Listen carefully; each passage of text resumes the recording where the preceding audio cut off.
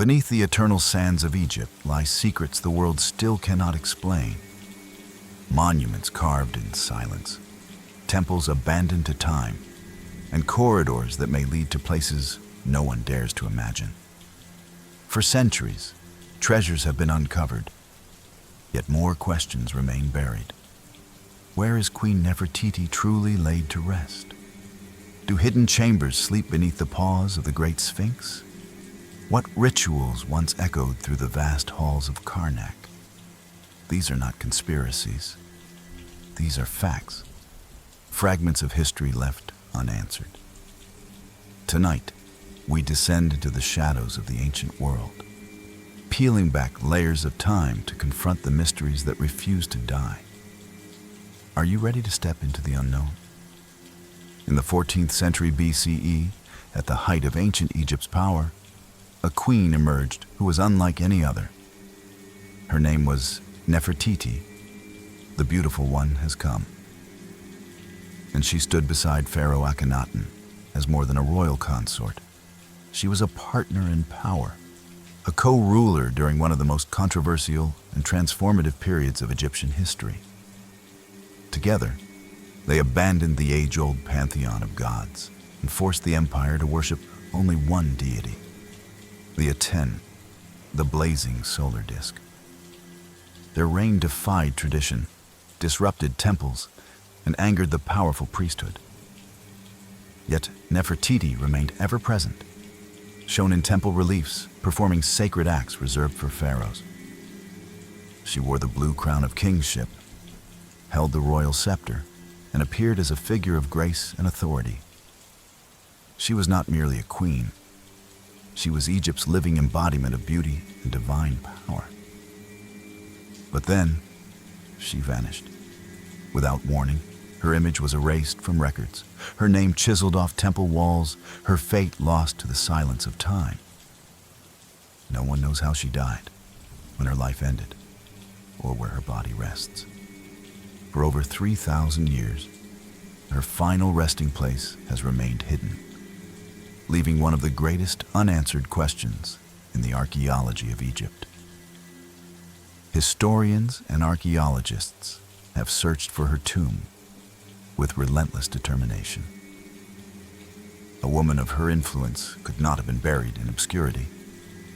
Her tomb, if found, would rival the treasures of Tutankhamun, revealing the inner workings of one of Egypt's strangest chapters. And yet, despite decades of exploration, nothing definitive has been uncovered. Some believe she lies in Amarna, the abandoned city she and Akhenaten built for the Aten cult, where unfinished royal tombs sit carved into cliffs but empty. Others are convinced she's buried in the Valley of the Kings, hidden in plain sight among the royal dead.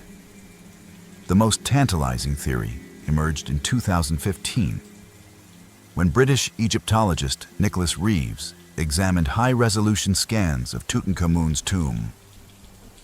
He noticed subtle lines and irregularities in the painted walls, suggesting sealed doorways. Could the boy king's modest tomb have been an adapted burial originally meant for Nefertiti? Ground-penetrating radar scans seem to confirm hidden voids beyond the walls. For a brief moment, the world believed her tomb was finally within reach. But subsequent scans by different teams offered conflicting results, turning hope into frustration. So the mystery lingers. Is she just meters away from one of the most famous archaeological sites in the world, waiting to be revealed? Or was her tomb destroyed in a deliberate act of political revenge? Her remains scattered, her memory buried under centuries of fear and denial. Nefertiti's absence is more than a missing tomb. It is a deliberate silence. A silence crafted by those who came after, desperate to erase the memory of a woman who dared to rule, dared to change Egypt's gods, and dared to hold power equal to a king. The story of Nefertiti's lost tomb is more than an archaeological enigma. It is a reflection of how history itself can be rewritten. When Akhenaten's reign ended, the city of Amarna was abandoned almost overnight. The priests of the old gods regained power, and with them came a deliberate campaign to erase the so-called heretic pharaoh and his queen. Their names were removed from monuments, their temples dismantled, their statues shattered. In this act of erasure, Nefertiti's burial may have been hidden, relocated, or even desecrated to strip her of eternal remembrance. This was not uncommon in ancient Egypt, where memory and immortality were intertwined. To destroy someone's name was to condemn their soul to oblivion. For those who followed Akhenaten, silencing Nefertiti's legacy was as important as restoring the old order. It leaves modern historians asking whether her tomb was deliberately concealed to protect her, or obliterated to erase her completely. Archaeologists have pursued countless leads. Some clues point back to Amarna, the desolate ruins where Nefertiti once ruled as a living goddess. Hidden within the cliffs east of the city are royal tombs that were left unfinished or mysteriously empty. Could her body have been secretly moved to escape desecration? Or was she buried there in a chamber yet to be uncovered? Excavations at Amarna continue, but the sands yield their secrets slowly, almost reluctantly. Others turn their eyes to the Valley of the Kings, where generations of pharaohs lie beneath the earth. There, in Tomb K-Vata 35, the younger lady mummy was discovered, her body battered but still intact. DNA testing revealed she was likely Tutankhamun's mother. But history is unclear. Was Nefertiti his stepmother or his biological parent? Could this damaged, silent mummy actually be the most famous queen in Egyptian history? The science is inconclusive, plagued by contamination, degraded samples, and the impossibility of fully mapping ancient royal bloodlines. Then there is the theory that her burial chamber lies beyond the painted walls of Tutankhamun's tomb. Reeves's controversial idea captured global attention because it felt plausible. Tutankhamun's tomb is strangely small for a king, and its hasty decoration suggests it was not originally built for him. If Nefertiti died first, the theory goes, her tomb would have been prepared in advance. When Tutankhamun died unexpectedly at 19, his officials may have expanded or adapted her tomb for his burial, leaving her chamber sealed behind false walls. Imagine, just beyond the murals of the boy king's funerary rites, another door leading into darkness, untouched for 3 millennia. If such a chamber exists, it could contain treasures, inscriptions, and artifacts that would rewrite our understanding of the Amarna period. Yet the radar scans have failed to provide clear answers, leaving the world suspended between hope and doubt. And so the legend of Nefertiti endures, stronger in her absence than she might have been in death. Her missing tomb is not just a missing body. It is a challenge, a riddle left by a woman who once ruled as a living goddess. Perhaps one day, advanced technology or a single stroke of luck will pierce the silence and reveal her fate. But until then, her story lingers in the shadows of Egypt's ancient sands, a haunting reminder that some secrets are not lost. They are waiting. It has stared across the Giza plateau for thousands of years, its face weathered but unbroken, its body half buried in sand for much of recorded history. The Great Sphinx is one of Egypt's most iconic monuments, yet it remains among the most mysterious. Carved directly from limestone bedrock, it is neither a simple statue nor a mere decoration. It is a riddle in stone. Who ordered it to be built? What purpose did it truly serve? And most intriguing of all, what lies beneath its massive paws? Ancient texts and later legends whisper of hidden chambers below the Sphinx, sealed away since the time of the pharaohs. For centuries, explorers, mystics, and scientists have speculated that there may be tunnels or rooms buried beneath the monument, holding secrets that could change how we understand Egypt's past. The earliest hints of hidden spaces come from the ancient Egyptians themselves. Some inscriptions describe rituals performed near or even under the Sphinx. Though these references could be symbolic, they have fueled the idea that sacred chambers once existed below the monument. In the 20th century, the mystery deepened when modern technology offered glimpses beneath the surface. In the 1970s, researchers used primitive seismic surveys and early ground-penetrating radar. They detected anomalies, hollow areas that seemed unnatural. It was enough to spark renewed fascination. By the 1990s, more advanced radar scans suggested there might indeed be cavities directly beneath the front paws and along the sides of the Sphinx. But despite these tantalizing signals, Egypt's antiquities authorities have been cautious, even reluctant. Digging under the Sphinx risks damaging a monument already weakened by millennia of erosion and sand. And so, the secrets remain sealed. But the speculation has never stopped. Some believe the Sphinx may guard an ancient archive known as the Hall of Records, a legendary chamber supposedly containing texts, maps, and forgotten knowledge from a lost civilization. This idea gained popular attention in the 1930s, when American psychic Edgar Cayce claimed that the Hall of Records would be discovered beneath the Sphinx's paws, revealing the true history of humanity. Archaeologists dismiss Cayce's story as pseudoscience, yet the notion has lingered in popular imagination. Others take a more grounded view, suggesting that if there are chambers, they likely held ritual objects, offerings, or storage related to the cult of the Sphinx. Ancient Egyptian symbolism often portrayed statues as guardians of sacred treasures or knowledge. If the Sphinx is a guardian, then what does it guard? Despite decades of research, no one has been allowed to fully excavate beneath the monument. Limited digs have revealed shallow tunnels carved into the bedrock, likely made by ancient treasure hunters. But no definitive hidden chamber has been found. Modern thermal imaging has added another layer of intrigue. In 2015, scans revealed temperature anomalies on the Sphinx's surface, suggesting the presence of voids or open spaces behind its stone exterior. Once again, researchers were left with more questions than answers. Are these anomalies simply natural limestone cavities? Or do they hint at something man-made, deliberately hidden? The Great Sphinx remains an enigma carved in silence, refusing to yield its secrets easily.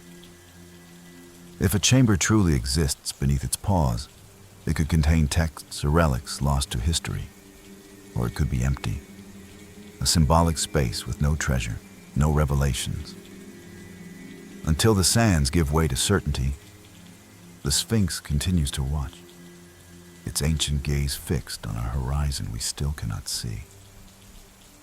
The fascination with what lies beneath the Sphinx has only grown as technology has advanced, offering new ways to see beyond the surface without disturbing the monument. In 2015, high-resolution thermal scans revealed unexpected hot spots on the stone, suggesting voids beneath the paws and along the flanks of the structure.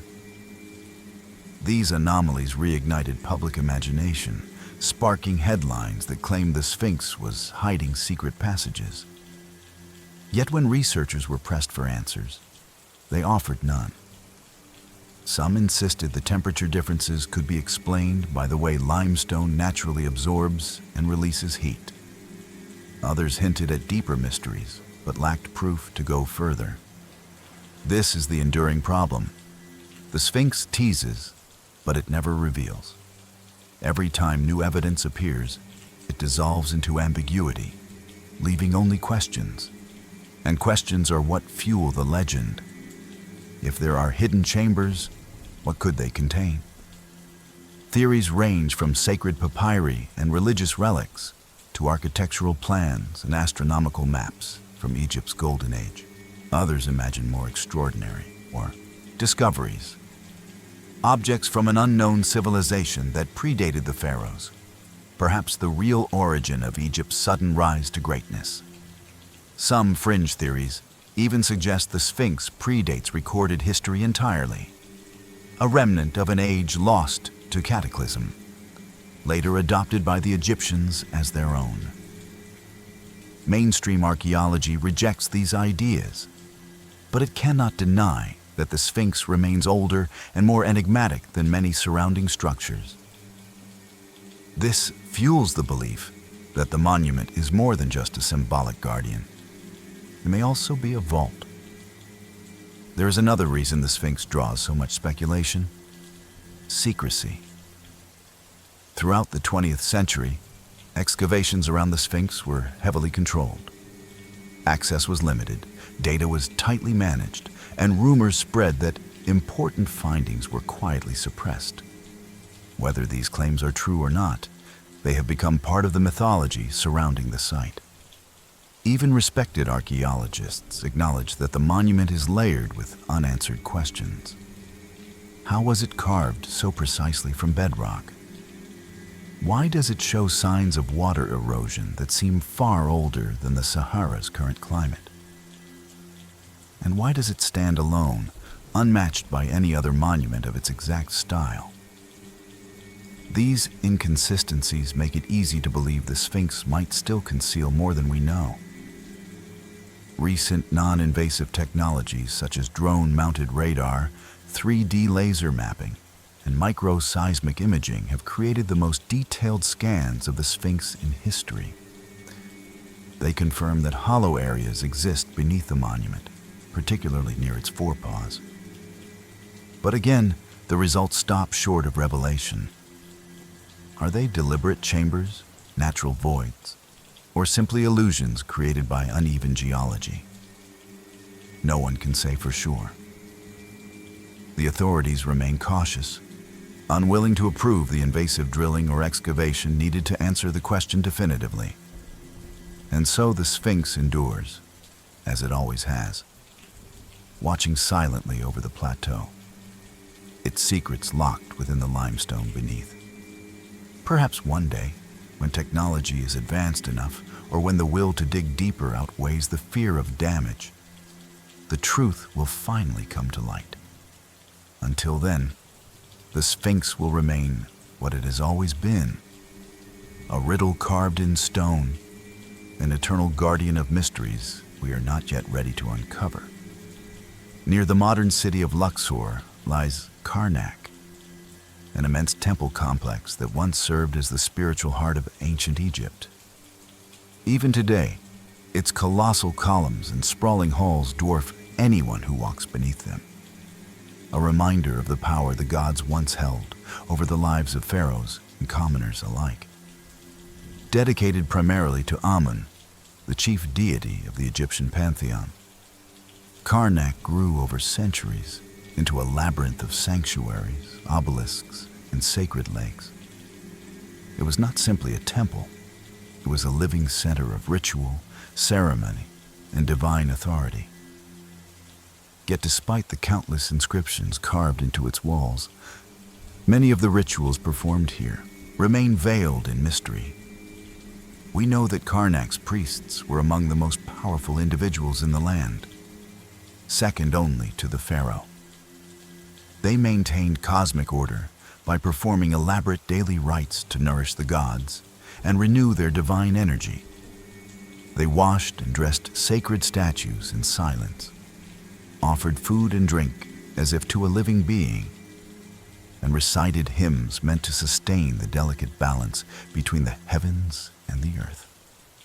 But beyond these well-documented acts, there are darker, more elusive ceremonies hinted at in fragmented texts. Rituals that were hidden from the eyes of the public, performed in secret chambers away from the open courtyards. what happened inside those chambers. Ancient records suggest that certain rites involved symbolic objects, complex chants, and gestures that even other priests were not allowed to witness. They were said to invoke forces beyond human understanding, to bridge the mortal world with the divine in ways that remain unfathomable to us today. One of the most spectacular known ceremonies was the Opet Festival, a grand procession that linked Karnak to the Luxor temple along a sacred avenue lined with Sphinx statues. Each year, statues of Amun, his consort Mut, and their son Khonsu were carried from Karnak to Luxor on ceremonial barges, accompanied by music, incense, and dancers. This festival symbolized the rejuvenation of the pharaoh's power and the renewal of the entire kingdom. Crowds gathered to watch as the sacred statues moved through the city. But the most important moments of the festival were hidden from public view, performed behind the closed doors of the inner sanctuaries. What chants were spoken? What secrets were exchanged between priest and god in those hidden chambers? No inscription explains it in full detail.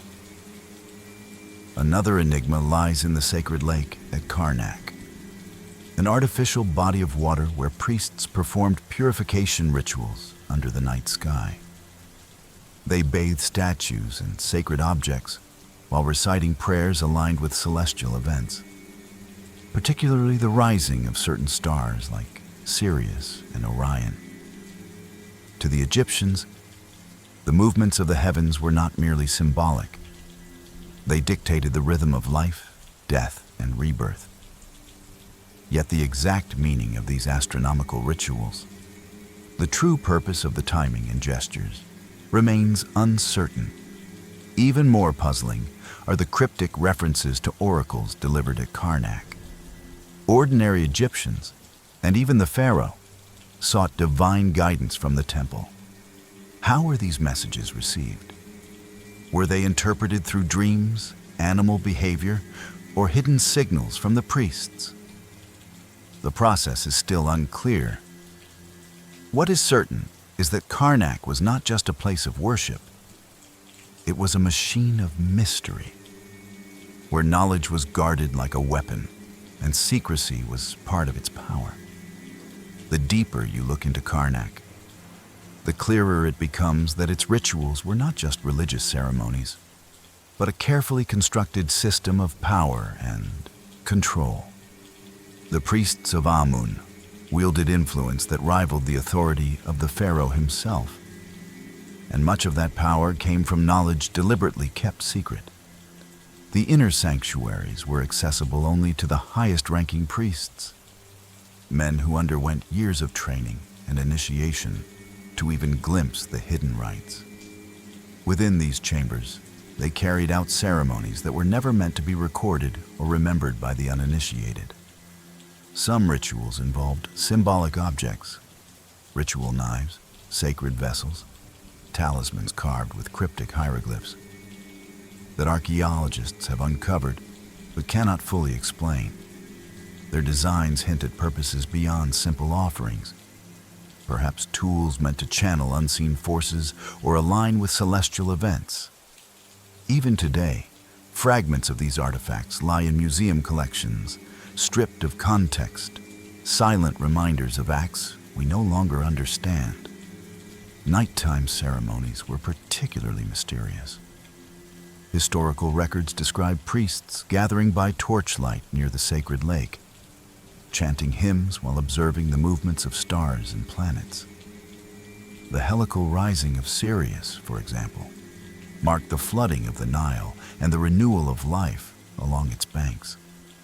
But the priests of Karnak seem to have gone further than simple observation.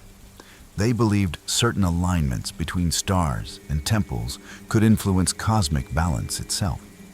Did they think they were communicating directly with the gods through the night sky? Some inscriptions suggest that the temple was designed as a vast cosmic instrument, its architecture aligned with celestial pathways, each stone a part of a larger message. Yet the details remain fragmented, lost through time. There were also rituals involving sacred animals, rams, geese, and other creatures treated not merely as offerings, but as living vessels of divine power. During festivals, these animals were paraded through the temple grounds, adorned with gold and precious stones, sometimes sacrificed in ceremonies whose exact meaning remains unknown. Were these sacrifices meant to appease the gods, or to transfer spiritual energy from the living world into the eternal? We can only speculate. And then there were the oracles, moments when the gods were said to speak. Ancient Egyptians came to Karnak to seek answers about their future, their health, or their fate. Inscriptions record that the god Amun gave responses, but they never explain how. Did the priests interpret subtle signs, changes in the wind, the flicker of torchlight, the behavior of animals? Or did they simply use their own wisdom, cloaked in divine authority, to guide the people? Over the centuries, Karnak's rituals evolved, and as new dynasties rose and fell, much of the knowledge was lost, erased, or deliberately hidden. Invasions and religious shifts left the temple abandoned, its secrets buried under layers of time. Today, archaeologists continue to uncover fragments, ceremonial tools, hidden passages, half-erased inscriptions. Modern imaging technology has revealed previously unseen carvings and texts that suggest even more hidden chambers remain within the temple walls. But despite these discoveries, the full meaning of Karnak's rituals may never be known. They were designed to be exclusive, their knowledge passed only from one initiate to the next, a chain of secrecy that was eventually broken. What remains is a shadow of a system that once shaped the destiny of an empire, a mystery locked within towering columns that still echo faintly with the voices of priests long gone. Karnak stands as a reminder that the ancient world was not merely practical or political. It was a place where the boundaries between the physical and the divine blurred, where ritual was a language only a chosen few could truly understand. Beneath the sands of Saqqara lies a place unlike any other in Egypt. A long underground corridor carved deep into the bedrock, lined with massive side chambers holding objects so immense and precise they defy ordinary explanation. This is the Serapeum, a subterranean necropolis where the ancient Egyptians buried the sacred Apis bulls, animals worshipped as living incarnations of the god Ptah. At first glance, the Serapeum seems straightforward, a ceremonial tomb for divine cattle. But when 19th century explorers entered its dark passages, they discovered something far stranger. In each chamber stood an enormous sarcophagus, carved from solid granite or diorite, weighing up to 70 tons. These boxes were not only colossal, they were engineered with astonishing precision, their surfaces perfectly smooth, their corners cut with geometric accuracy that still impresses modern engineers. And yet, when opened, they were empty. No mummified bulls, no funerary offerings, no inscriptions inside to explain their purpose. Just silent stone boxes sitting in the darkness. Egyptologists initially assumed the bulls had been removed or their remains decayed. But that theory failed to explain the lack of any burial debris. Normally, Egyptian tombs were filled with funerary goods and protective inscriptions to ensure safe passage into the afterlife. But here, the walls were bare, the interiors undecorated, and the lids sealed so tightly they seemed intended to keep something in or keep something out. Why would so much effort and resources be invested in crafting objects so massive, so exact, only to leave them empty? The question has haunted researchers ever since. Some argue the sarcophagi served a symbolic purpose rather than a literal burial. Perhaps they were ritual containers meant to hold the spiritual essence of the Apis bulls rather than their physical remains. In Egyptian belief, sacred animals were not just creatures. They were living vessels of divine power. A sarcophagus might not need a body if it was intended to preserve the spiritual energy of the bull for eternity. Others suggest the boxes were created for a future burial that never happened, abandoned when political or religious shifts made the cult of the Apis obsolete. But there are more radical theories. Some researchers point to the extraordinary craftsmanship of the Serapeum sarcophagi and question whether they were even intended for animals at all. Their size and precision seem excessive for a bull burial, more akin to advanced engineering than simple ritual art. Modern experiments show how difficult it would have been to quarry, transport, and carve such massive blocks using the tools of the time. How were they moved through the narrow tunnels of the Serapeum? Even today, shifting a 70-ton granite box would require sophisticated machinery.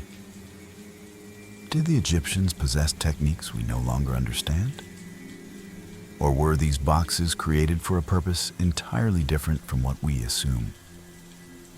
The Serapeum seems to hold answers it refuses to share, its silent corridors leading only to more questions. Adding to the mystery are the few inscriptions that do exist on some of the boxes. They are not elaborate texts filled with prayers or spells, but simple markings, often naming a pharaoh or dedicating the sarcophagus to the Apis bull. They provide little context, no real explanation of why the boxes were made so massive or why so many remain empty. Were the inscriptions added later, repurposing objects that originally served another function? Without more evidence, it is impossible to say. And so the Serapeum remains a riddle carved in stone, a place where engineering, religion, and mystery intersect beneath the sands of Saqqara. Modern archaeologists have returned to the Serapeum many times, hoping that new technologies would finally reveal its secrets. But the answers remain elusive. Ground-penetrating radar has mapped the tunnels in remarkable detail, confirming there are no hidden chambers beyond the ones we already know. Laser scanning has revealed the precision of the sarcophagi more clearly than ever, showing that their surfaces are cut to tolerance so fine they rival modern machining. The granite walls inside are polished to a mirror-like smoothness, the lids so perfectly fitted that even a thin blade cannot slide between them. These are not the haphazard creations of crude, ancient tools. They are works of astonishing skill, requiring knowledge of geometry, stoneworking, and logistics that seems almost out of place for the time. How were these 70-ton monoliths quarried, shaped, and transported through narrow corridors without cranes, wheels, or modern machinery? Conventional explanations involve wooden sledges, ropes, and immense manpower. But the logistics strain the imagination. The Egyptians were undoubtedly master engineers, but the Serapeum raises the question of whether they possessed techniques now lost to history. There is also the matter of intent. If the sarcophagi were truly made for the burial of Apis bulls, why do so many remain empty?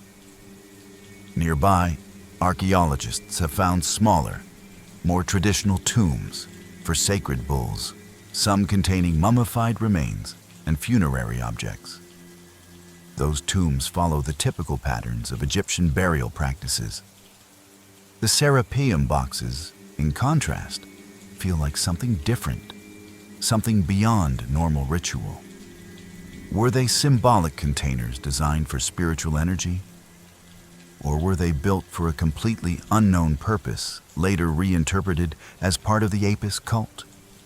Some researchers speculate they may have had an astronomical or even a vibrational function, serving as resonant chambers connected to celestial cycles. Ancient Egyptians were keen observers of the stars, and many of their temples are aligned with precise astronomical events. Could the Serapeum have been part of a larger system? Its massive granite boxes designed to interact with sound, light, or energy in ways we no longer understand. These ideas remain speculative, but highlight how unusual the site truly is. Even the history of the Serapeum's discovery adds to the mystery. When Auguste Mariette uncovered the site in the 1850s, many of the boxes were already open, their contents gone, if they ever held any. Was the site looted in antiquity? Or were the sarcophagi always empty? Mariette himself believed they had been plundered long before his time. But the lack of debris, no bones, no wrappings, no offerings, suggests they might never have contained physical remains at all. Some of the lids were still sealed, requiring dynamite to remove. Yet even those contained nothing but silence. What purpose is served by building something so massive, sealing it so carefully, only for it to hold nothing? Today, visitors can walk through the dim, echoing corridors of the Serapeum and stand beside these monolithic sarcophagi. The scale alone is humbling. Each box towers over a human being like a silent guardian from another age. Touching the polished granite, you feel the weight of a mystery that has endured for millennia. Were these simply grand tombs for sacred bulls? Or were they something more? Artifacts of a knowledge now lost, waiting patiently for someone to understand? Until evidence surfaces, the Serapeum remains an enigma buried beneath the sands, a place where the boundaries between religious devotion, engineering brilliance, and forgotten history blur into something we may never fully explain. Deep in the Valley of the Kings, in a tomb that captured the world's imagination in 1922, lies one of the greatest archaeological discoveries ever made. Tutankhamun's resting place, unearthed by British archaeologist Howard Carter, was a time capsule of the New Kingdom, a dazzling collection of treasures sealed away for over 3,000 years. Unlike most royal tombs that had been looted long before modern exploration, Tutankhamun's chambers remained mostly intact, offering a rare glimpse into the funerary practices of Egypt's golden age. Yet even this seemingly complete discovery carries its own mysteries. For decades, researchers have wondered if the boy king's tomb hides something more. Passageways leading to hidden rooms, perhaps even the final resting place of someone far more important. This idea took on new life in 2015, when British Egyptologist Nicholas Reeves closely studied high-resolution scans of the tomb's painted walls. He noticed subtle anomalies, faint lines beneath the plaster and pigments suggesting sealed doorways. Reeves proposed a radical theory. Tutankhamun's modest tomb was never meant for a pharaoh at all. It was, he believed, originally built for Queen Nefertiti. When the young king died unexpectedly at 19, his officials adapted the unfinished tomb, placing him in what may have been only the outer section of a larger complex. Behind the walls of the burial chamber, Reeves argued, might lie untouched rooms, perhaps containing Nefertiti herself. The idea seemed plausible for several reasons. Tutankhamun's tomb is unusually small for a king of his stature. Its chambers are cramped, the decoration rushed, and the architecture lacks the grandeur of other royal tombs. It feels improvised, as if it was never intended for him. In Egyptian tradition, tombs for queens were often repurposed in times of need, and the timeline of Tutankhamun's sudden death fits the pattern. The radar scans that followed Reeves's claim appeared to support his theory. Japanese researchers reported detecting voids beyond the northern wall of the burial chamber, voids that could represent hidden chambers. The world held its breath as headlines announced the possible discovery of one of the greatest archaeological secrets of all time. For a moment, it seemed as though Nefertiti's lost tomb was finally within reach, hidden for millennia just meters away from Tutankhamun's sarcophagus. But as is often the case with Egypt's mysteries, the answers grew more complicated. Additional scans by different teams produced conflicting results. Some confirmed the presence of anomalies, while others concluded there was nothing but solid rock behind the walls. Egyptian authorities, cautious about damaging the tomb's fragile murals, refused invasive exploration. And so the theory remains unresolved, balanced between hope and doubt. Still, questions linger. Why does the northern wall of the tomb show unusual painting techniques, as if it was plastered and decorated in haste to conceal something beneath? Why does the layout of the tomb resemble those of royal women more than those of kings? And why do some of the treasures found inside seem to have been made for someone else? Their inscriptions hastily altered for Tutankhamun. These inconsistencies have fueled the belief that the tomb may still hold secrets, hidden just beyond the reach of our current tools. The mystery surrounding Tutankhamun's tomb is amplified by the unusual nature of his burial. Unlike other pharaohs, whose resting places were grand and sprawling, Tutankhamun's tomb feels like an afterthought. Its 4 small chambers barely accommodate the treasures crammed inside, and the walls bear only minimal decoration compared to the elaborate murals found in larger royal tombs. Scholars believe this indicates a rushed burial, the kind reserved for someone who died unexpectedly before a proper tomb was prepared. If Tutankhamun was buried in haste, it would make sense to repurpose an existing tomb, possibly one meant for Nefertiti, who may have ruled as pharaoh in her own right before the boy king ascended to the throne. Some artifacts within the tomb further support this theory.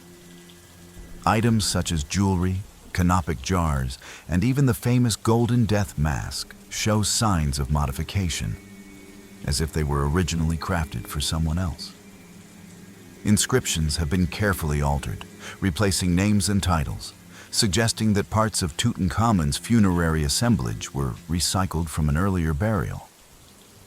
Was that burial Nefertiti's? If so, it means her tomb could still lie hidden, sealed beyond the painted plaster walls of Tutankhamun's chamber. The idea of undiscovered rooms has fascinated Egyptologists for generations because ancient builders were masters of deception. They constructed false walls, hidden corridors, and sealed doors to confuse tomb robbers and protect the sanctity of royal burials. It is entirely plausible that Tutankhamun's tomb conceals such hidden features. Historical records mention that Nefertiti's name was deliberately erased from many monuments, part of a campaign to erase the memory of the so-called heretic rulers of Amarna. If her burial was relocated or concealed to protect it from political retribution, hiding it within another tomb would have been a logical choice. Reeves's theory reignited hopes that this might be the case. However, the lack of definitive evidence has left the archaeological community divided. Some insist the anomalies detected by radar are nothing more than geological irregularities in the limestone. Others argue that the technology used in initial scans was insufficiently precise, and that more advanced imaging could yet reveal hidden chambers. Egyptian authorities have approached the matter cautiously, torn between the potential for a groundbreaking discovery and the risk of damaging one of the world's most famous archaeological sites. Tutankhamun's tomb is fragile. Its walls are painted with delicate murals that cannot withstand invasive exploration. Drilling or breaking through the northern wall could cause irreversible harm to priceless art. Until non-invasive techniques reach a level of certainty, the mystery remains locked behind those walls. What could be hidden there? Perhaps a small annex filled with additional treasures, ritual objects, or papyrus scrolls that shed new light on the tumultuous Amarna period. Or perhaps nothing at all, just empty stone and centuries of wishful thinking. Yet the possibility persists, because history has shown us that Egypt still holds secrets capable of rewriting what we know.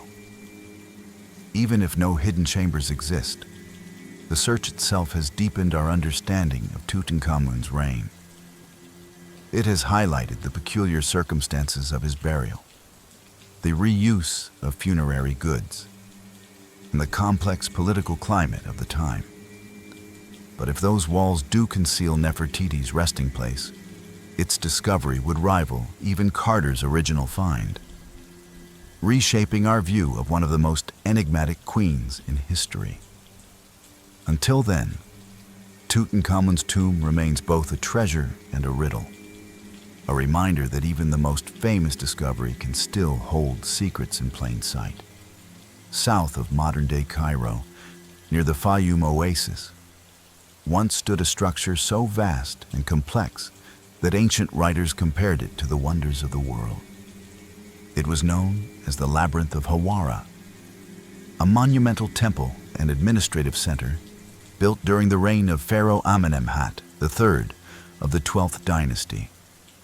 According to historical accounts, it was a sprawling complex with 12 massive courts and 3,000 rooms, half above ground and half below. Greek historian Herodotus visited it in the 5th century BCE and wrote that it surpassed even the pyramids in grandeur, describing endless halls connected by twisting corridors, columns engraved with intricate carvings, and chambers so vast they seemed to go on forever.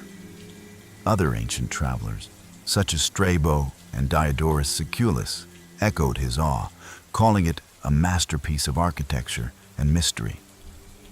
But what made the labyrinth so strange was not just its size, but its purpose. It was said to contain the tombs of kings and sacred crocodiles, along with secret archives holding the entire history of Egypt carved in stone. To the ancients, it was not merely a building. It was a place that embodied knowledge, power, and perhaps even supernatural protection.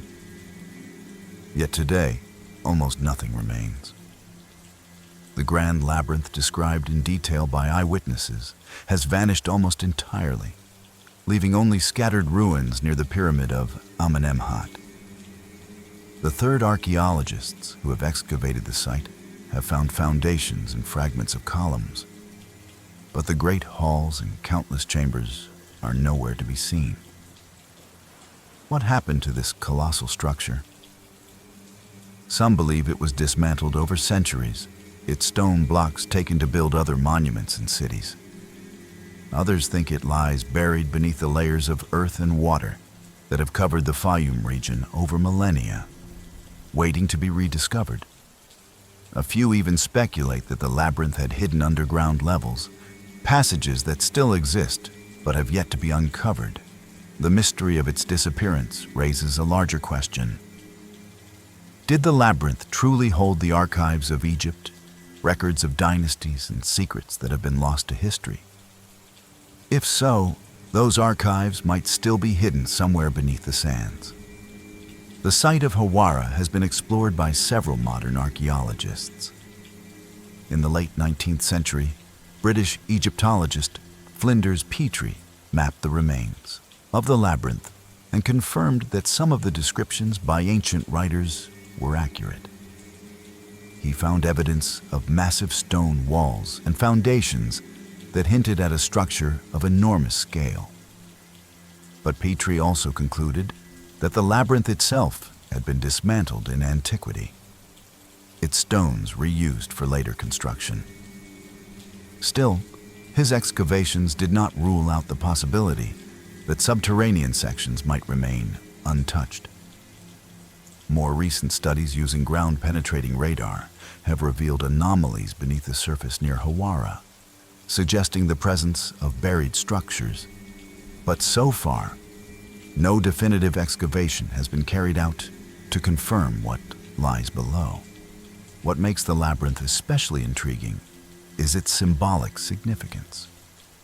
In Egyptian mythology, labyrinths were often associated with the journey of the soul through the afterlife, a path filled with trials and hidden knowledge.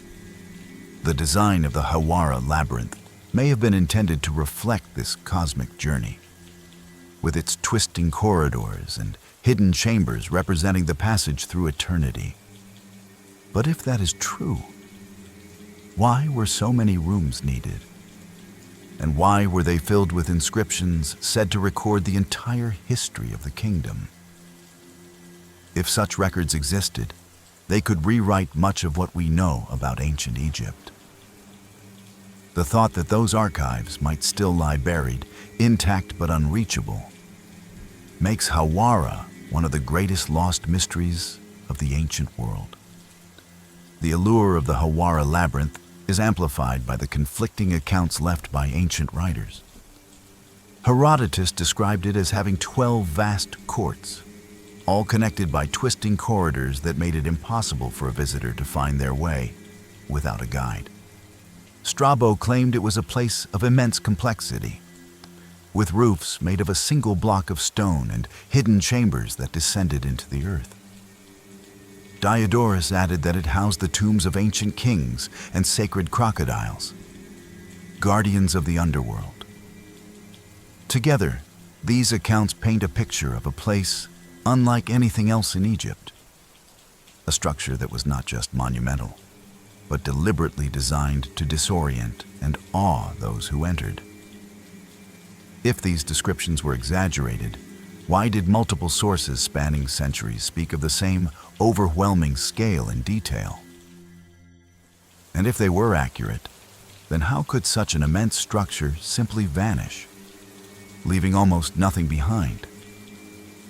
Some researchers believe the labyrinth was dismantled during the Greco-Roman period, its massive stone blocks removed to build other monuments in nearby cities.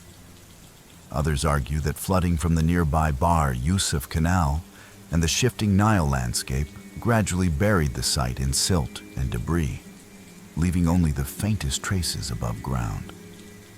The Fayum region is known for its unstable terrain. Over millennia, entire settlements have disappeared beneath layers of earth and water. This makes it plausible that sections of the labyrinth still lie intact underground, waiting for modern technology to uncover them.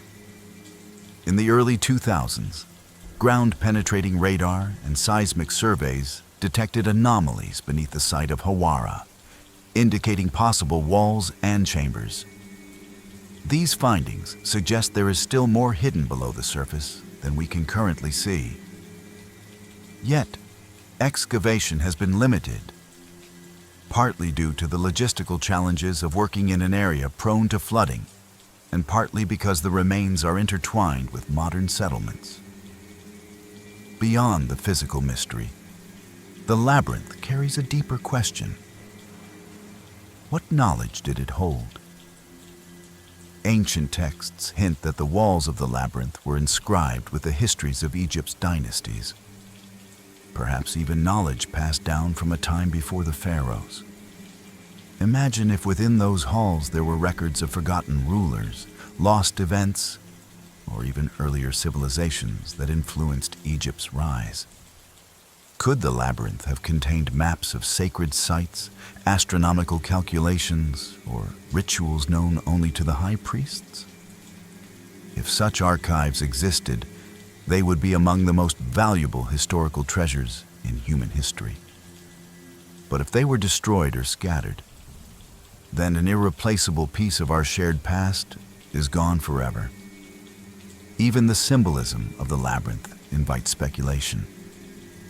In many ancient cultures, labyrinths represented the soul's journey through the afterlife, a spiritual trial of confusion and revelation before reaching eternal peace. Perhaps the Hawara labyrinth was designed not just as a physical structure, but as a metaphysical experience, a place where architecture and spirituality merged.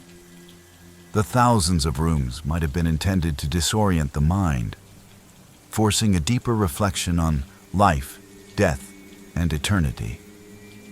If this is true, then the labyrinth was more than a tomb or a temple.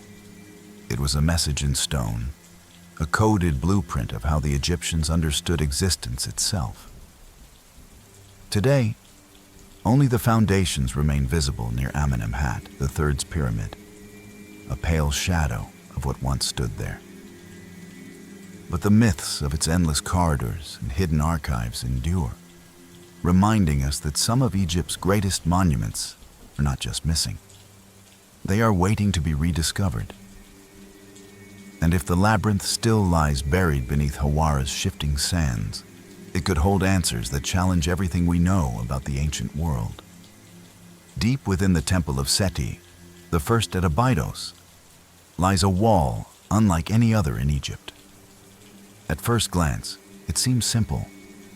A series of carefully carved cartouches listing the names of pharaohs who ruled before Seti's time. But when you look closer, the Abydos King List becomes one of the strangest historical records ever created. It lists 76 kings, beginning with Menes, the legendary unifier of Upper and Lower Egypt, and continuing in an unbroken sequence through the great dynasties. But it does something curious.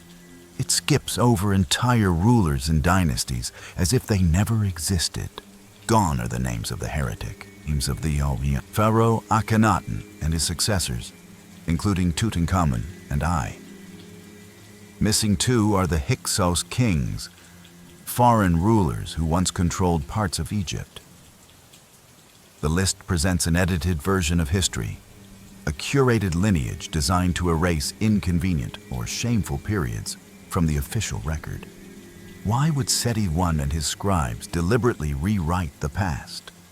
Was it an act of political propaganda, a way to legitimize his own reign by aligning with a purified lineage?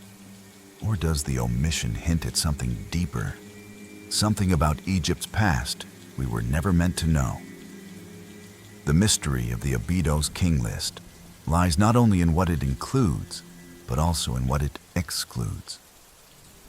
Akhenaten's religious revolution, in which he abandoned the traditional gods for the worship of Aten, was one of the most dramatic shifts in Egyptian history. Yet on the King List, it is as if he never existed. Was this omission simply an attempt to erase a heretic from memory? Or was it part of a larger effort to suppress all traces of a controversial era? Tutankhamun, though famous today, was also erased, his brief reign considered a continuation of Akhenaten's heresy. The Hyksos, foreign rulers who dominated Egypt during a chaotic period, are likewise absent, their rule deemed illegitimate. The list, then, is not history. It is narrative, a story crafted to serve a purpose. But what if the omissions also conceal information we have yet to uncover? Some researchers suggest the gaps may hide dynasties older than our current timeline, rulers who came before the unified kingdom of Egypt, or even before recorded history itself. Abydos was one of Egypt's most sacred cities, a place linked to the god Osiris and the afterlife. Could it be that the King List hints at a forgotten chapter, one deliberately obscured? What makes Abydos even more intriguing is its connection to myth. Inscriptions in the same temple depict strange objects and figures that have fueled speculation for decades. Some carvings have been interpreted as stylized representations of advanced technology. Helicopter-like shapes, futuristic forms that seem out of place in the ancient world. Most Egyptologists dismiss these as palimpsests, layers of overlapping inscriptions, that coincidentally resemble modern objects. But their presence alongside the King List has fed fringe theories that Abydos preserves not just history, but something older, stranger, and perhaps deliberately hidden from mainstream understanding. Abydos itself predates Seti I by millennia. Long before his temple, the site was a pilgrimage center, believed to house the tomb of Osiris, the mythical god-king who ruled before the pharaohs. To the Egyptians, Abydos was not just a city. It was a gateway to the past, a place where myth and history converged. And in that convergence, the King List takes on a different meaning. Not just a record of rulers, but a coded message about what should be remembered and what must be forgotten. The Abydos King List raises an unsettling question. How much of Egypt's history was deliberately erased? And how much of what we know today is only a fragment of a larger, hidden narrative? Seti I's temple clearly intended to create a sense of continuity and legitimacy, presenting a purified line of kings that excluded periods of upheaval and foreign rule. By omitting names like Akhenaten and Tutankhamun, the list rewrote history to remove what the ruling elite considered heresy and chaos. But beyond political motives, the selective nature of the list suggests a deeper cultural understanding of memory itself. To the ancient Egyptians, to erase a name was to erase a soul, to condemn it to oblivion in both this world and the afterlife. The King List at Abydos was therefore not just a historical document. It was an act of spiritual power, one that reshaped how future generations would perceive the past. What knowledge was lost in this act of omission? Did it hide dynasties that existed before the known timeline of Egypt? Rulers who belonged to an age now dismissed as myth? Abydos has long been connected to mysteries older than the pharaohs themselves. Archaeological evidence shows that it was a sacred site even before the dynastic period, a place where early Egyptians buried their dead in elaborate tombs centuries before the pyramids were built. It was also believed to be the burial place of Osiris, the god of the underworld and resurrection, whose myth spoke of a golden age of divine kingship before the mortal pharaohs ruled.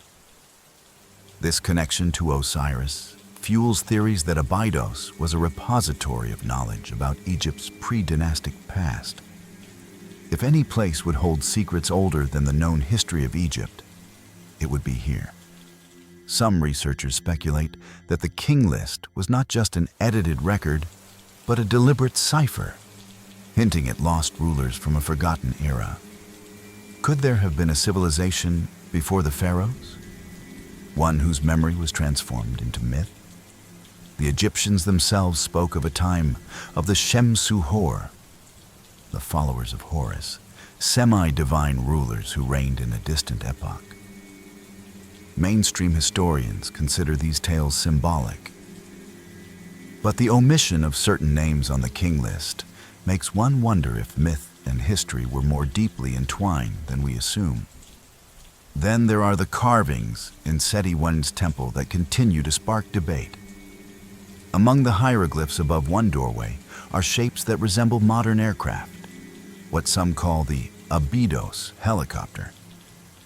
Scholars explain these as overlapping inscriptions, where older carvings were filled and replaced with new ones, creating accidental shapes. Yet the coincidence is uncanny enough to capture the imagination of anyone who sees them. Were they mere accidents? Or could they have been symbolic representations of something the ancient Egyptians understood, but encoded in ways we no longer grasp? Abydos seems to occupy a strange place between history and legend, a site that preserves both official narratives and tantalizing glimpses of what was deliberately hidden.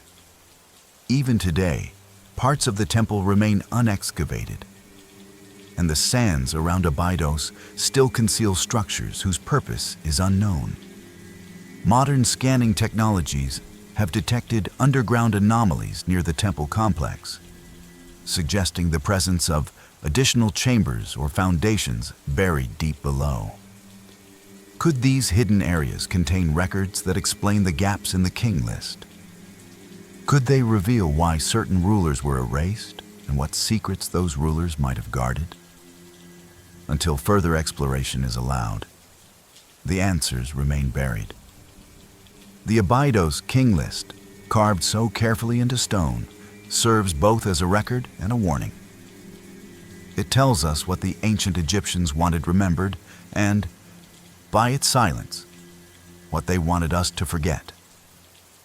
In that silence, we find the shadow of a history far older and stranger than the one we think we know. In the desert of Dashur stands a pyramid unlike any other, a structure that seems caught between two decisions, two shapes, two truths. It is called the Bent Pyramid, and its appearance immediately raises questions.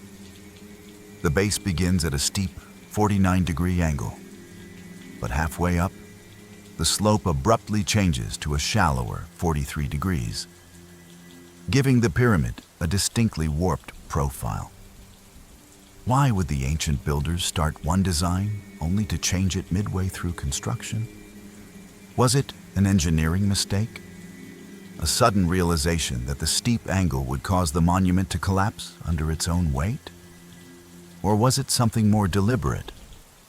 A hidden code or ritual meaning we no longer understand? Egyptologists attribute the bend to a practical issue: structural instability.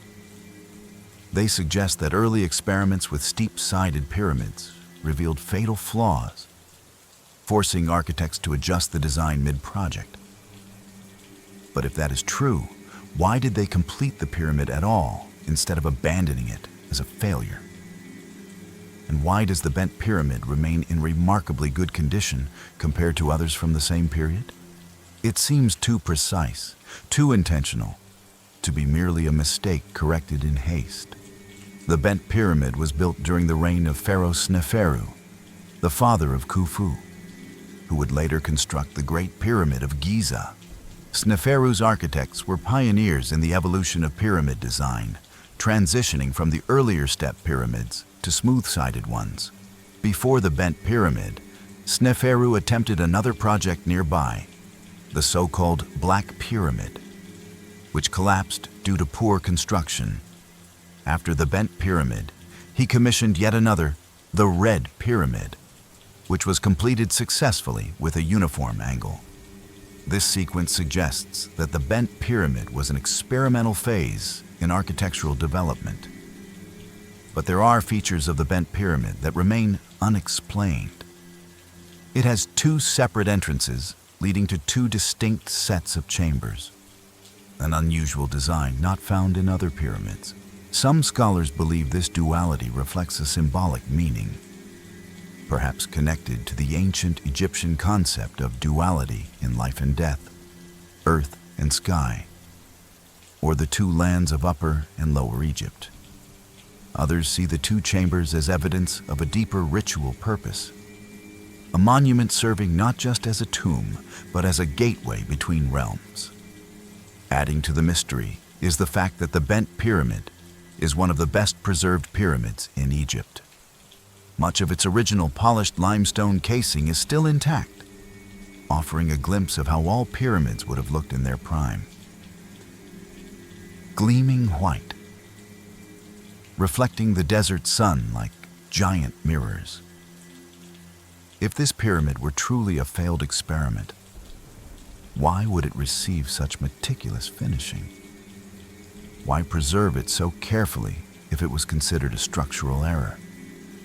Some researchers speculate that the change in angle was intentional from the beginning, designed to reduce the weight on the lower chambers while maintaining a symbolic height. Others propose that it represents a deliberate dual design, part of a forgotten ritual or cosmological belief no longer recorded in surviving texts. Whatever the reason, the Bent Pyramid challenges the simple narrative that it was merely a mistake corrected in mid-construction. Nearby lie other unfinished or abandoned pyramids, structures that hint at a trial and error process in Egypt's architectural evolution. But even those incomplete projects carry an air of mystery. Why did some pyramids stop mid-build? Were they halted due to the death of a ruler? Or did the builders encounter unforeseen problems that remain hidden beneath the sands? Each abandoned monument adds another layer to the puzzle, suggesting that the ancient Egyptians' understanding of sacred architecture was far more complex than we currently realize. The bent pyramid is not the only structure that raises unsettling questions about Egypt's pyramid building era. Scattered across the desert are half-finished pyramids, collapsed ruins, and strange architectural experiments that seem to defy the linear story of progression we have been told. If the bent pyramid truly represented a failed attempt at a true smooth-sided pyramid, why did the Egyptians immediately follow it with the red pyramid, a flawless example of the very same design? It is almost as if Sneferu's builders already knew the correct formula and simply chose to build the bent pyramid differently, for reasons that remain obscure. The two entrances and two internal chambers of the bent pyramid make it unique among all Egyptian pyramids, suggesting a ceremonial or symbolic function beyond serving as a tomb. Some historians believe it may have been designed as a dual-purpose monument, one chamber for the king's earthly remains and another for his spiritual essence, symbolizing the two halves of his existence. This interpretation ties into the ancient Egyptian belief in the dual nature of life and death. But it still leaves unanswered why no other pyramid copied this design. Other abandoned pyramid projects further complicate the picture. At Meidum, a collapsed pyramid reveals a curious transition between the earlier step pyramids and the later smooth-sided style. Its failure has often been cited as an example of architectural trial and error. But why then does the bent pyramid stand intact despite its unusual shape?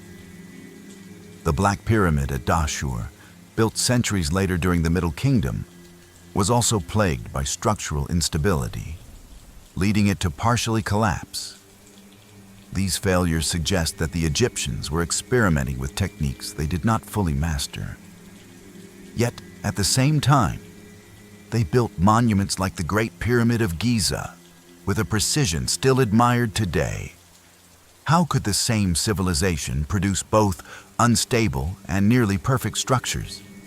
Was the knowledge of pyramid construction fragmented, guarded by different priestly or architectural groups, or lost and rediscovered across generations? Or did certain pyramids serve purposes we no longer understand, purposes that did not prioritize longevity?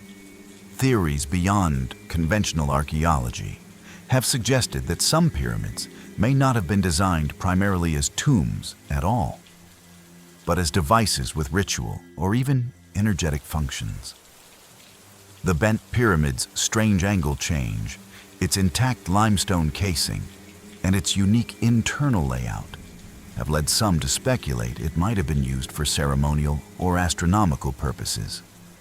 Could its dual slope have been intended to reflect celestial alignments, to mark specific solar or stellar events in ways we have yet to decode? Ancient Egyptians were deeply connected to the sky, their temples and pyramids often aligned with precise astronomical points. The sudden alteration in the bent pyramid's angle might have been deliberate, a way of encoding a celestial event into stone. Despite its mysteries, the bent pyramid remains one of the best preserved ancient monuments in Egypt. Standing before it, you see not failure, but intent. A structure built with care, its polished casing stone still clinging to its surface like a message from the past. Perhaps it was never meant to be a mistake corrected, but rather a deliberate monument to duality, balance, or transition. The abandoned and collapsed pyramids that surround it add to the enigma, suggesting that what we call experiments might have been part of a far more complex ritual landscape. Each unfinished or warped pyramid may represent a specific moment in the evolution of sacred architecture, pieces of a grand design we no longer comprehend. And in their silence, they remind us that even in failure, or what we perceive as failure, there may have been meaning lost to time. When you stand on the Giza plateau and look at the three great pyramids, it is impossible not to feel that their arrangement was intentional, purposeful, and designed to communicate something far beyond mere burial. The Great Pyramid of Khufu, the Pyramid of Khafra, and the smaller Pyramid of Menkaure are aligned in a pattern that has baffled researchers for centuries. Their placement does not follow a simple geometric grid. Instead, the pyramids seem slightly offset, a design that mirrors the three stars of Orion's belt. This connection has given rise to the Orion correlation theory, which suggests that the ancient Egyptians built the Giza pyramids as a terrestrial map of the heavens, a reflection of the stars on Earth. The Great Pyramid corresponds to Alnitak, the brightest star. Khafra aligns with Al-Nilam, and Menkaure with Mintaka. The alignment is not perfect by modern astronomical standards, but it is precise enough to suggest a deliberate symbolic relationship. Why would the builders of these colossal monuments care so deeply about mirroring the night sky? Was it simply religious symbolism, or did they believe that the stars themselves were gateways to the afterlife? The ancient Egyptians considered Orion to be the celestial embodiment of Osiris, the god of resurrection and the afterlife.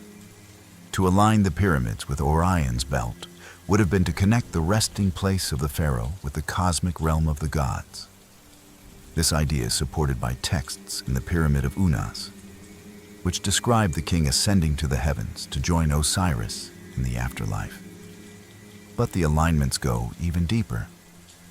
The shafts within the Great Pyramid point not randomly, but to specific stars that were significant in ancient Egyptian cosmology.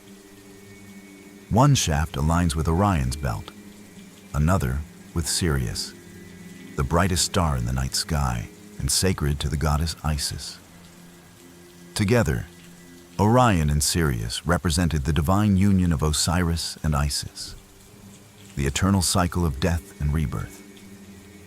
These architectural choices suggest that the pyramids were not just tombs, but machines of resurrection, designed to facilitate the soul's journey to the stars.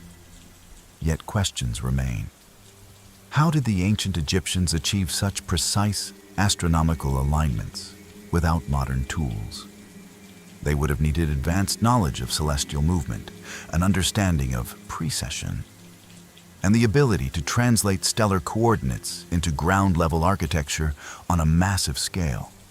Some researchers argue that this knowledge must have been accumulated over thousands of years of careful observation, passed down through generations of priest astronomers. Others speculate more boldly, suggesting that the knowledge came from an even older civilization, one that existed before the official timeline of Egypt began. This idea remains controversial, but the sheer precision of the pyramid alignments continues to spark debate. The Giza plateau itself seems to have been chosen for a reason beyond convenience. It is geologically stable, elevated, and positioned in such a way that the pyramids could serve as markers for both terrestrial and celestial navigation. In addition to Orion, there are also correlations to the Nile itself. Just as the three stars of Orion's belt are offset from one another, the three pyramids are offset from a straight line. If you overlay the night sky on a map of ancient Egypt, Orion's belt mirrors the three pyramids, and the Milky Way mirrors the Nile. This cosmic symmetry suggests that the builders of Giza were not only replicating the heavens on Earth, but embedding a larger worldview into the landscape. The pyramids were part of a cosmic map, a sacred blueprint linking Earth, sky, and the divine. Whether this was purely religious, or whether it held practical astronomical functions like tracking time, seasons, or even cataclysmic cycles, is still unknown. The more you study the Giza pyramids, the more it feels as if they were designed not only as monuments, but as messages encoded in stone. The Orion correlation is only one part of a much larger puzzle. Measurements of the Great Pyramid reveal a level of mathematical precision that seems far beyond what should have been possible with simple copper tools and wooden surveying instruments. The pyramid's base is almost perfectly square, with sides differing by less than a few centimeters, despite spanning over 230 meters. Its orientation is aligned to true north, with a deviation of less than a fraction of a degree, a level of accuracy that even modern builders would find challenging without advanced technology. This suggests that the ancient Egyptians possessed a sophisticated understanding of geometry, astronomy, and perhaps even geodesy. Some scholars argue they achieved this using simple observation techniques, tracking stars like Kochab and Mizar to determine true north. But even with such methods, the precision remains astonishing. Did the builders of Giza inherit advanced knowledge from a much older tradition, one lost to time but encoded in the very layout of these monuments? Inside the Great Pyramid, the mystery deepens further. Narrow shafts extending from the King's Chamber and the so-called Queen's Chamber point toward specific stars significant in Egyptian mythology. During the time of construction, one shaft aligned with Orion's belt, symbolizing Osiris, and another aligned with Sirius, symbolizing Isis. These alignments would have been most accurate around 2500 BCE, but due to the slow wobble of Earth's axis known as precession, those same stars would not appear in those positions today. This means the builders understood precessional movement, a cycle spanning 26,000 years. How could a Bronze Age civilization have known such a long-term astronomical fact unless they inherited it from an older source of knowledge? Some researchers suggest that the pyramids were deliberately aligned not to the stars of their own era, but to the sky of an even earlier epoch, one that may predate the accepted timeline of ancient Egypt. If true, the pyramids might be a time capsule pointing to a forgotten age, when the stars were in a different configuration, silently marking a memory lost to history. The alignments also extend beyond Giza. Other pyramid sites in Egypt seem to follow patterns that mirror constellations, creating a vast network of monuments that may have served as a terrestrial reflection of the heavens. Some even argue that this concept was not unique to Egypt, noting that megalithic sites around the world, from Stonehenge to Teotihuacan, also show astronomical precision and stellar correlations. Could there have been a shared ancient understanding that the earth and the sky were meant to mirror one another? That sacred architecture was a bridge between worlds? If so, the Giza Plateau may have been more than just a royal necropolis. It may have been part of a global tradition of encoding cosmic knowledge into the landscape. Despite decades of study, the true purpose of the pyramids remains contested. Were they merely tombs, or did they function as something greater? Observatories, ceremonial machines for the soul's journey, or markers of time cycles far beyond a single human life? Mainstream archaeology prefers the simpler explanation of religious symbolism and royal propaganda. But the extraordinary precision and astronomical alignments continue to inspire alternative interpretations. Standing before the Great Pyramid, it is difficult not to feel that it was designed to endure as a message for the future, a monument that would survive the rise and fall of civilizations.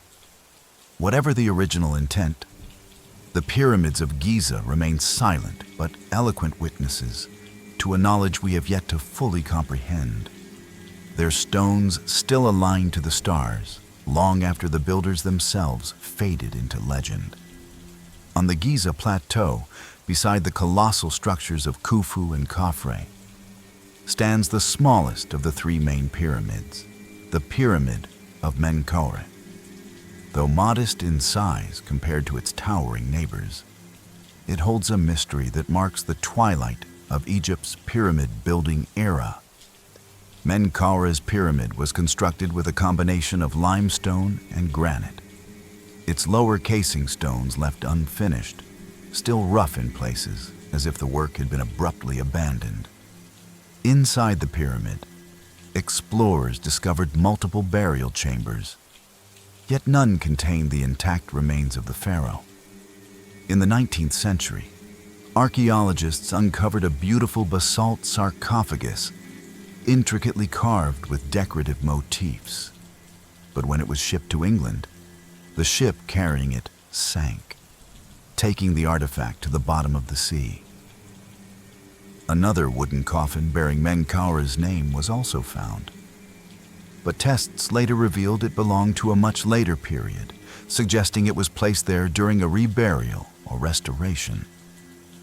To this day, no definitive mummy of Menkaure has ever been found, and the pyramid remains a tomb without a body, an enigma that reflects the decline of the Old Kingdom's once mighty traditions.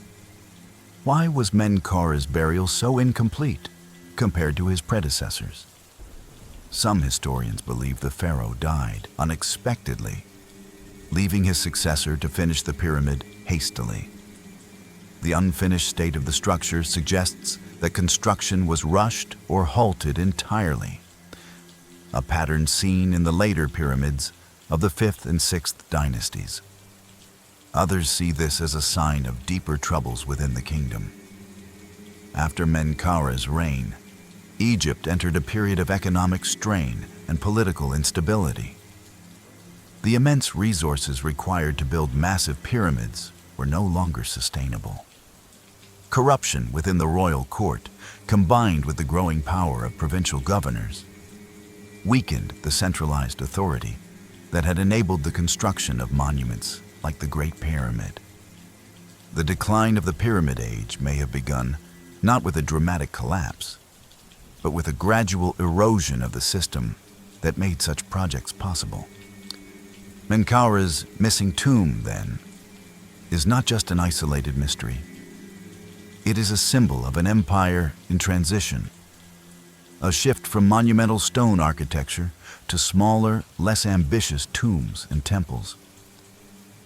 But there are other, stranger theories.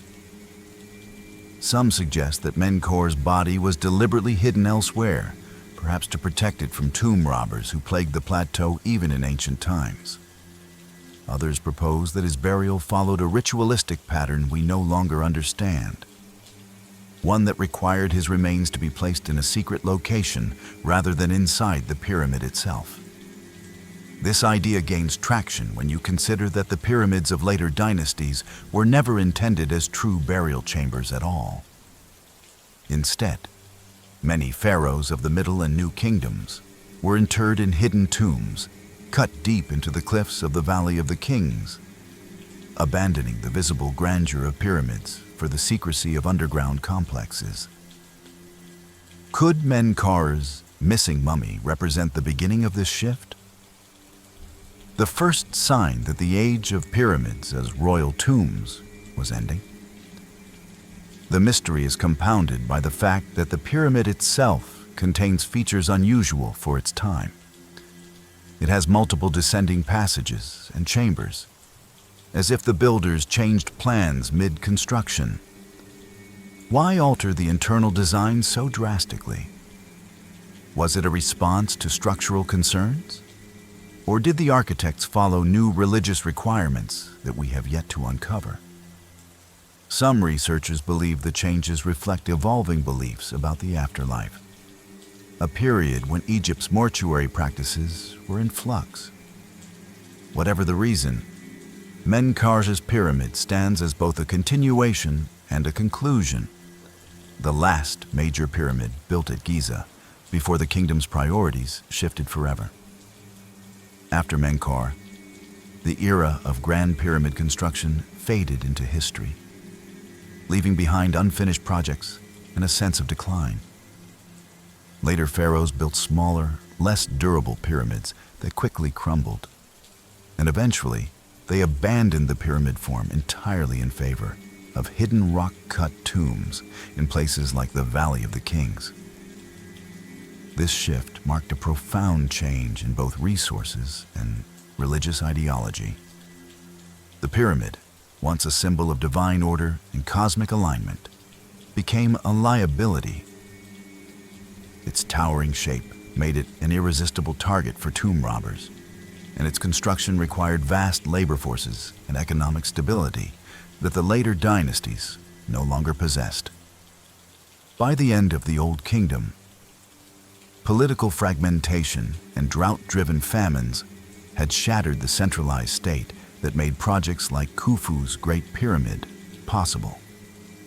Menkare's missing body and incomplete burial reflect the fragility of that system at its breaking point, a reminder that even the mightiest monuments cannot resist the slow erosion of time and circumstance. Yet the mystery of Menkare's missing mummy still lingers. If it was relocated, where could it have gone? Could it lie undiscovered in one of the many unexplored chambers beneath the Giza plateau? Or was it secretly moved to a safer location during a later dynasty? Some suggest that priests of the New Kingdom may have removed Menkare's remains, along with those of other Old Kingdom rulers, and hidden them in collective caches to protect them from looters. Similar caches have been discovered for later dynasties, such as the royal mummies found in the tomb of DB 320 at Deir el-Bahari. But no such cache has ever been found for the kings of Giza. Others believe that Menkare's mummy may have been deliberately destroyed during times of religious upheaval, when rulers like Akhenaten overturned traditional beliefs and erased the names of earlier kings they considered obsolete. Without inscriptions or funerary goods to guide archaeologists, the trail has grown cold, and the sands of Giza keep their secrets. Menkare's pyramid also carries an air of duality, much like the bent pyramid at Dashur.